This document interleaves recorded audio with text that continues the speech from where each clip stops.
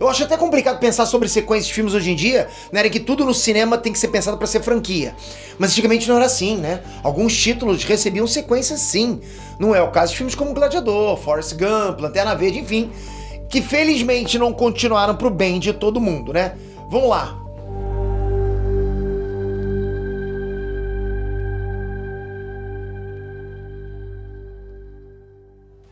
Inestrantes, Peter aqui. A gente sabe muito bem como é que funcionam os estúdios de Hollywood, né? Se um filme fez sucesso, a bilheteria foi boa, provavelmente uma continuação também vai render bem. E nessas aí acontece que nem sempre a continuação é tão boa quanto o filme ou quanto os filmes originais.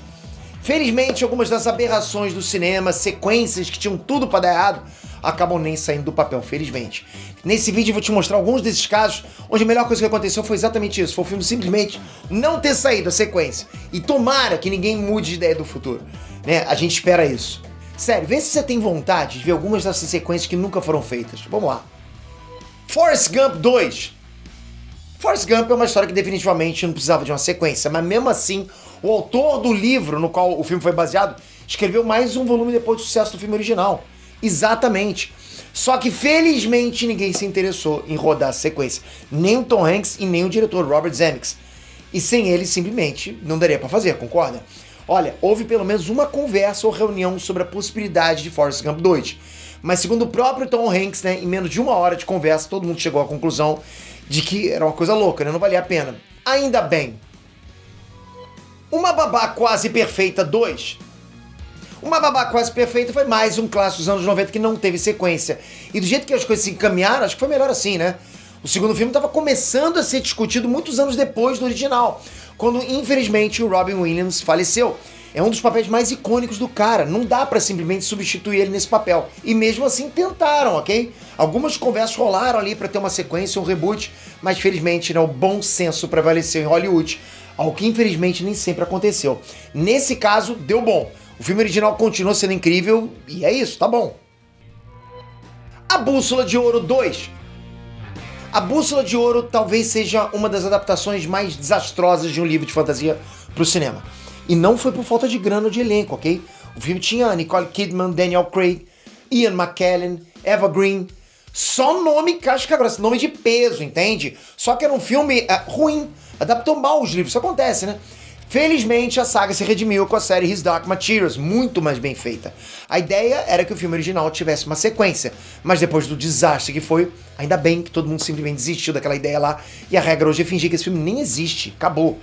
Galera, assistam essa série, His Dark Materials, e leiam o livro. Aí sim você vai agradecer pra caramba essa dica aqui. Independence Day 3. Vamos falar a verdade? O Independence Day 2, porra, tipo, pra quê, né? Não precisava. O filme original é um clássico, tipo, é um clássico absoluto dos anos 90. É divertido pra caramba, efeitos legais, história, tudo tá ali, tá bacana. Aí o Will Smith, vendo que esse barco já começou furado, pulou fora do segundo filme e acertou em fazer isso, porque a qualidade é bem inferior. Agora, graças ao número 2, que foi uma bomba nas bilheterias, a gente não vai ter um terceiro filme com potencial pra ser ainda pior. Isso é bom, né? A ideia do Independence Day 3, que nunca saiu do papel, era a humanidade ir atrás dos aliens no planeta deles pra acabar com uma ameaça de uma vez por todas, né? Ou seja, não é mais eles invadindo o nosso, é a gente invadindo deles.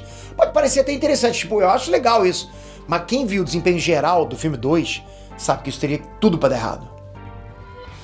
Gladiador 2.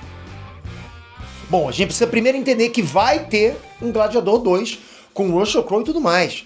Só que não é desse Gladiador 2 que a gente tá falando, né? É de uma outra ideia que, graças a Deus, não vai rolar. Era um roteiro escrito pelo Nick Cave, um músico muito famoso, muito bom, inclusive, líder da banda Nick Cave and the Bad Seeds. Ele escreveu um roteiro que continua a história diretamente de onde parou. O Máximos, ele morreu e agora tá no Campos Elíseos. É como se fosse o céu pros romanos e pros gregos. Mas de lá, ele precisa voltar pra Terra e ele recebe a ajuda dos deuses pra isso, entende? Percebe que o negócio vai tomar outra proporção? Sacou? Virar Kratos. A gente estaria indo, tipo, de um épico histórico, verdadeiro, factual, pra um filme sobre mitologia. Coisas sobrenaturais, esse tipo de coisa. Não é uma ideia ruim, mas, tipo, não tem nada a ver com Gladiador, entende? É uma outra coisa. Lanterna Verde 2. Provavelmente, todo mundo concorda, eu acho que é unânime, né? Todo mundo concorda que Lanterna Verde é o pior filme de super-herói de todos os tempos. Bom, talvez nem todo mundo concorde, porque tem filme ali que tá... tipo, Quarteto Fantástico, enfim. Bom, mas se não for o pior, tá entre eles. Só que ele já foi lançado na era das grandes produções. Então o primeiro filme saiu com um segundo já engatilhado. Os caras tinham certeza que ia se dar bem. Sabe? Ou seja, já tava pronto pra sair, que nunca viu e nem vai ver a luz do dia. Quem assistiu o primeiro vai lembrar da cena pós-crédito, né? Onde o Sinestro assume o poder do Lanterna Amarela. O segundo filme traria a luta do Lanterna Verde contra o Sinestro. Tudo no mesmo esquema, sabe? Roupa de CGI, efeitos visuais meio fracos, meio chapolin, né? O roteiro que não ajudava em nada. Como o primeiro filme foi uma bomba, o segundo foi engavetado e a essa altura totalmente dispensado. Quem é que quer ver isso? E pensar que esse era pra ter sido o início do universo expandido da DC no cinema, hein? Já pensou isso? O Cavaleiro das Trevas 4. A trilogia do Batman, do Christopher Nolan, fecha redondinha, sem deixar pontas soltas. É por isso que vocês adoram.